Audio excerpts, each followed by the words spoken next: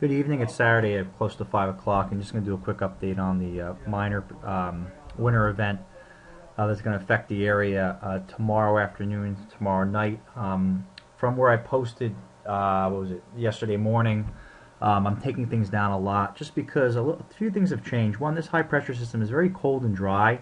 So when it's cold enough to snow, it's just not going to be hitting the ground at first. So it's going to take a time to saturate the atmosphere and really cause accumulating snows in the northern counties. To the south, it will start off quicker as snow, but the surface temperatures, I don't know if they're really going to be cold enough for it to stick too much. So let's take a look. This is 1 o'clock tomorrow. You can see the high pressure drilling cold air down to the area, keeping it very dry in the north.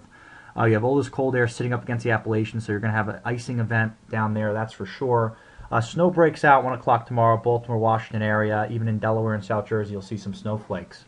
By the time we switch forward to 7 p.m. now, this all changes to sleet, freezing rain, and mostly rain, especially down towards the coast. It's still icing out here in the mountain regions. South Jersey, I expect to be probably rain at this point. Same with Delaware. This is where North Jersey starts to see snow that starts to possibly accumulate a little bit. That 32-degree line really wants to hold, it looks like, through the night. So 7 p.m. tomorrow night, light snow breaking out in North Jersey. You'll start to notice it sticking.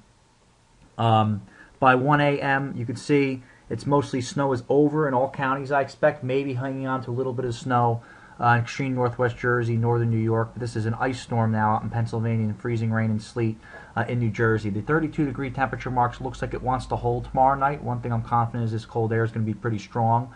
But accumulations of snow, I don't have that high because it's going to change over once the atmosphere becomes pretty saturated. Towards the end of the event, which is going to be dawn in the morning, it ends as rain, so I expect most people waking up in the tri-state area down here will all see rain in the morning, so it shouldn't be too much, too bad for the morning commute. Originally, here's what I put out. I crossed this out because it's not going to be enough moisture. The moisture precipitation really got cut off, so I took these amounts down a lot. Here's what I'm looking at now. I think this is going to start as snow for sure, but probably get dusting because it's going to have a hard time sticking. In this area, temperatures will be a little colder, so I think about an inch, and it's going to quickly change to sleet and then rain. And up in the northern counties and also out into the western zones, I have 1 to 2 inches, localized 3 in some spots. It's going to change over to ice and freezing rain, and then by dawn, I expect it to be raining in most of these areas. So again, this is more of a nuisance event. I had to take a few things down. I'm gaining confidence that this is not going to be too big of a deal, especially since it's coming on a Sunday night, and there's not too much to worry about.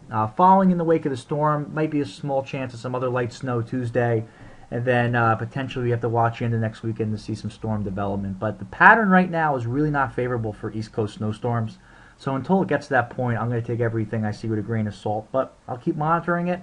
If anything changes, I'll have an update first thing tomorrow morning, so check in.